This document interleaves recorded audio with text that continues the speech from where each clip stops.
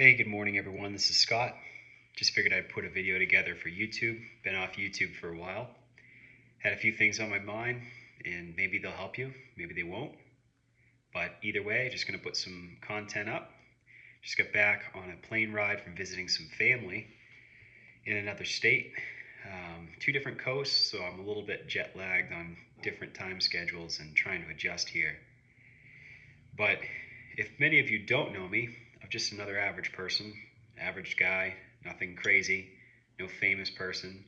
I do have a painting business that I run, and I run that year round, but there is some seasonality to it.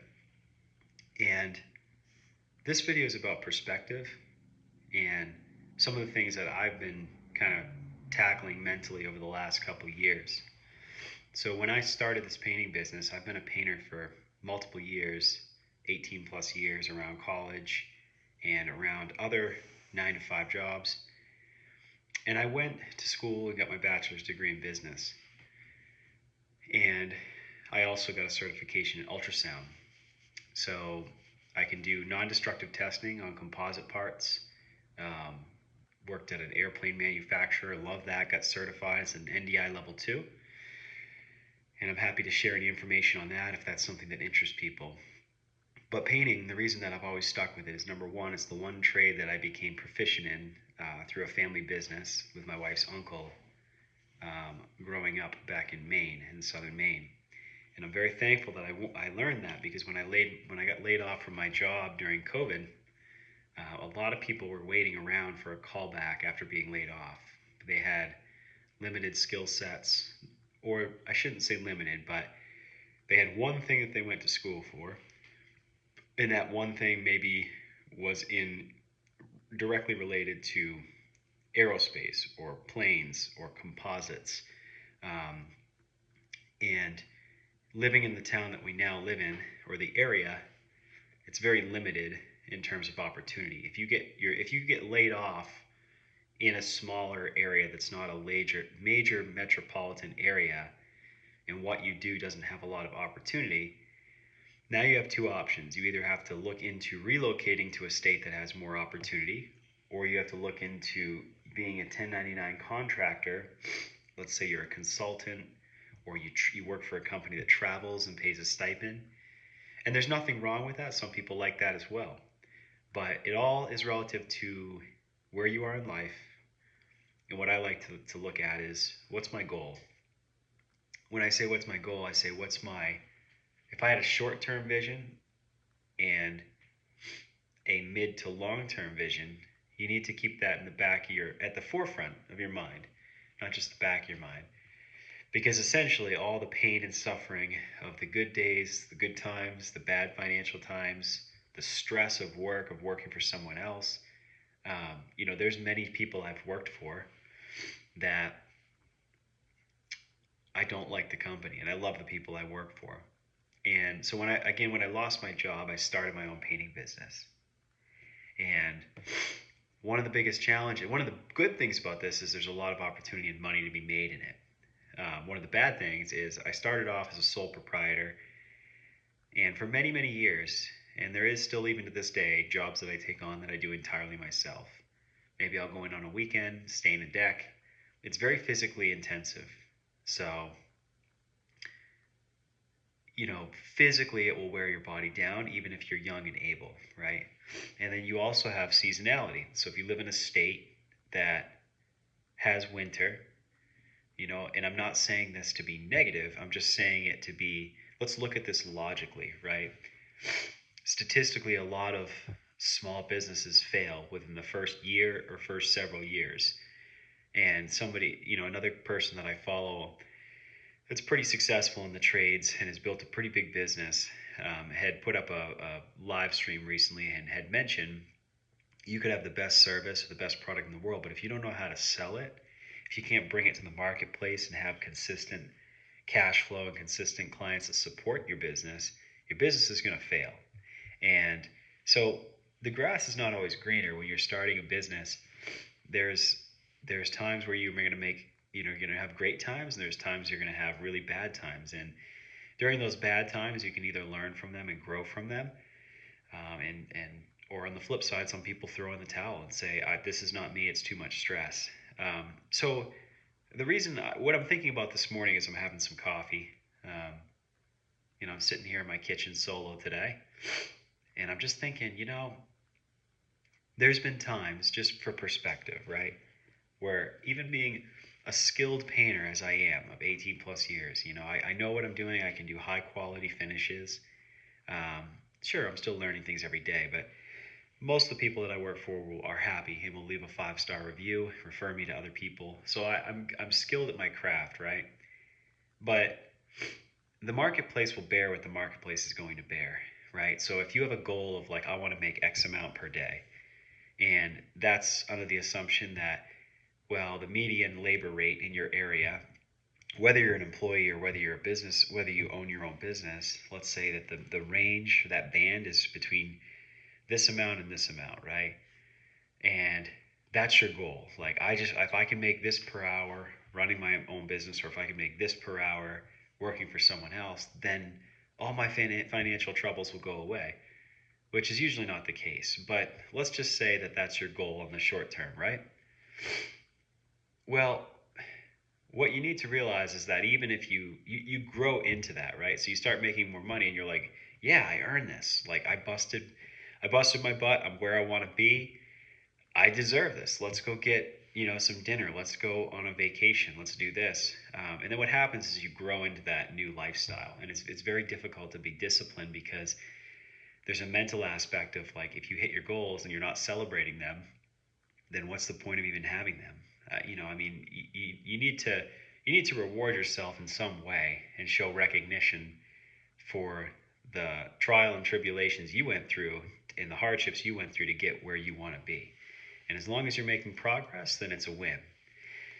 But I think when I started painting for these people, for people in this area, and I still do it today, but my long term, I've toyed the idea of scaling this back to a seasonal business because the majority of my profit is derived from springtime to fall, right? The phone's ringing off the hooks. I rarely have pushback on price, but for whatever reason, come November through March, the call volume drops because of the holidays. And I've kept the data on this, right? It's not an anomaly.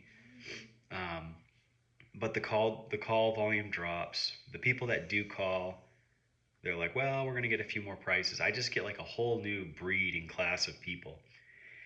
And so one of the things I've been trying to be intentional about is trying to reach out. I'm thinking, okay, what is someone that's going to, like, what would be the best entity or person to work for that wouldn't be fighting about money, where if they want something done, they want it done. And they're just trying to find somebody reputable that can adhere to their scheduling needs and wants to get it done sooner than later. And so that's going to be, retirees, it's going to be high income earners. But even that, even where a majority of those people that I already currently work for and I've built a good relationship with those people, it's still slower. So I finally made a networking connection with a wealth manager. I painted his house, and he has a hand in some investment properties that are I wouldn't say like high end, but they're not low quality apartment units. Like these are nice like condos and apartment units in our area, and they have these throughout the entire United States. So I'm filling out a vendor form to get filled out for that. I put out a bid to stain their deck. They liked the price, and then he told me, hey, I know you're busy, but we have a lot of interior painting when these apartments are getting turned through with new tenants. And I always thought like I'd never want to get into apartment repaints, but it's not Section 8, it's not low income housing. Usually you have to work in volume to make your money with apartments, but if you get in with the right business that's going to cut the check for what you want or what you need, and they're throwing your work your way, and you build that relationship, and that volume of work may grow. And then what may have been some volatility in the past through winter has now almost flatlined, where you've taken out the seasonality aspect, and now you've got the upper hand again on pricing and on what jobs you want to take. So there's pros to it. You got to be tactical, but the purpose of this video I've been talking for 9 minutes now, just giving some background on just kind of the things that I've been dealing with, and maybe you've dealt with them too.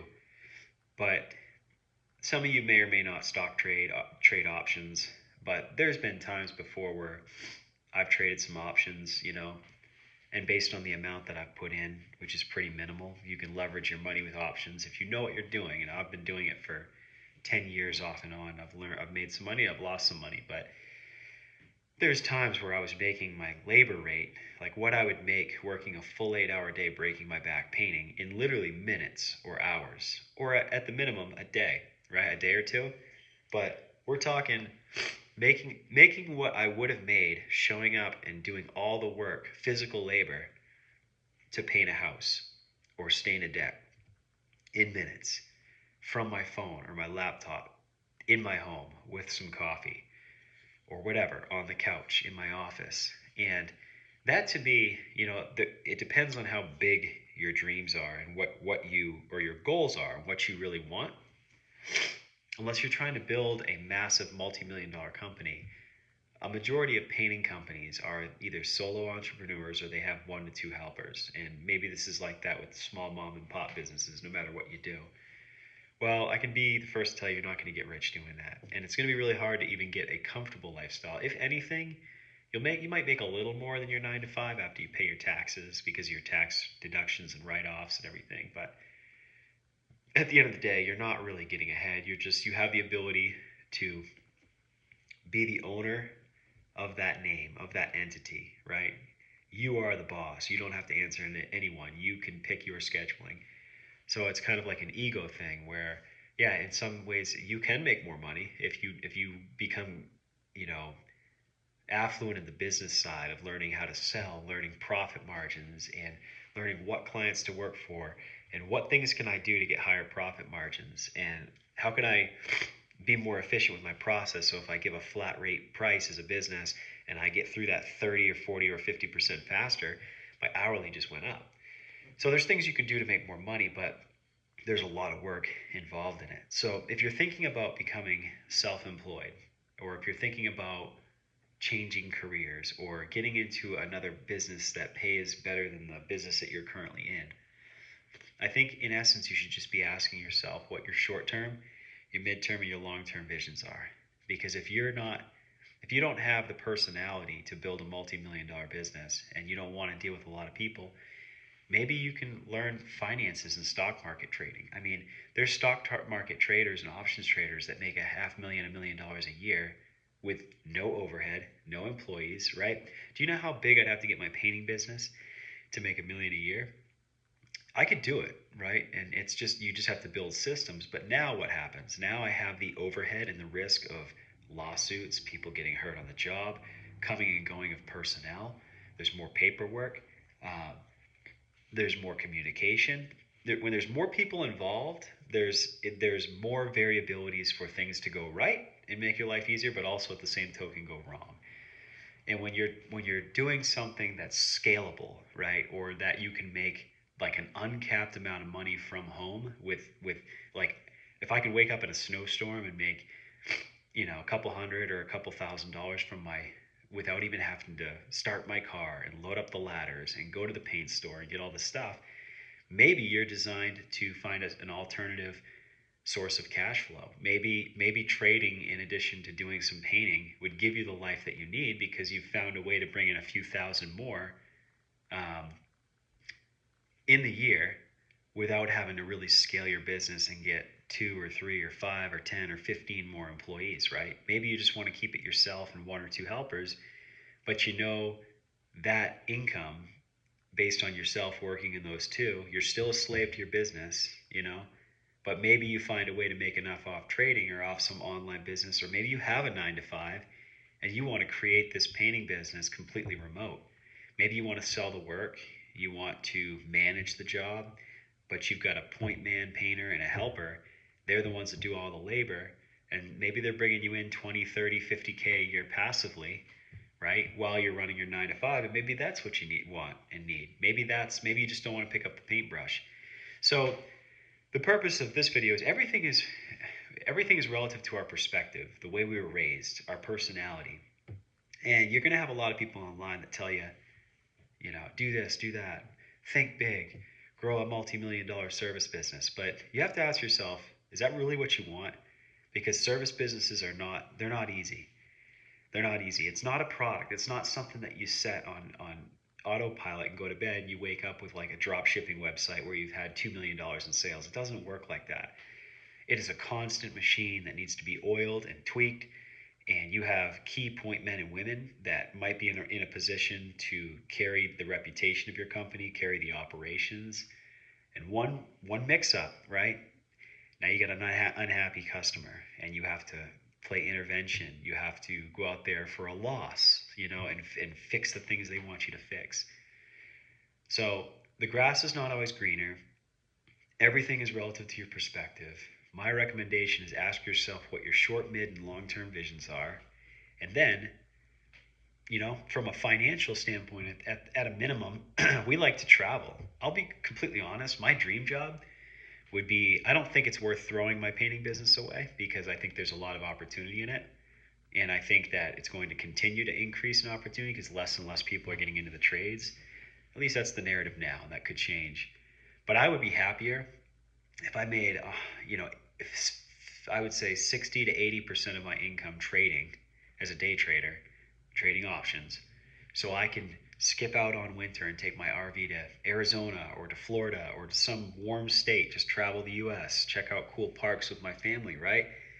If I could do that and then have somebody I've created an opportunity for here, maybe they like to paint, they don't, they want the freedom and flexibility of their own time, but I put them as a point man and say, hey, I'm subcontracting you for this work, you're going to get 70, 80%, whatever, of the profit margins. I'm just skimming off the top to manage this as a second source of income. But I've built a reputation of, several 5-star reviews. I've built up my website. I'll carry the face and the name. I'll manage the job. You just go pick up the paint, perform the work, and let me know when you're done. You get paid. And now you got 2 sources of income, and you're living the life that you want, or at least you're heading in that direction. So I know this is a long video, and if you're still with me, I appreciate it. But I think for any aspiring entrepreneur, anyone that's aspiring, you don't have to be an entrepreneur. Maybe you're just at a point where you don't like your current job, or you're underappreciated from your current boss, and you're just trying to get to a point where it's like maybe you do want to start a business someday, but you're not even sure where to start, what industry you do, what kind of business, product or service or whatever. But you know that in your current moment right now, you need to increase your income, you need to find a new company, or you need to start a business. I would recommend just sitting down with a pen and paper, or getting out your notepad on your phone and writing down, like, who am I as a person? What makes me alive? For me, it's traveling around, and spending time with my family and having the freedom to, I don't want to be chained to a 9 to 5 where I'm only getting paid when or chained to a service business where I'm only getting paid when I'm showing up and breaking my back. Now, there's nothing wrong with that, but the only way I could get very wealthy and financial freedom off this service-based business is if I scale it with a lot of bodies, and that comes with a lot of risk, and it's not always an easier way to do things. It's a lot of volatility. Going through the wrong people to find the right people, and it's possible, but you have to be built for it. And if you want to make more money but kind of reduce your stress, right? Then maybe doing something remote, is more like a product company, or doing trading or something more fits your personality. So I hope that helps for today. Thank you guys for watching this video, if you're still with me, and have a great day.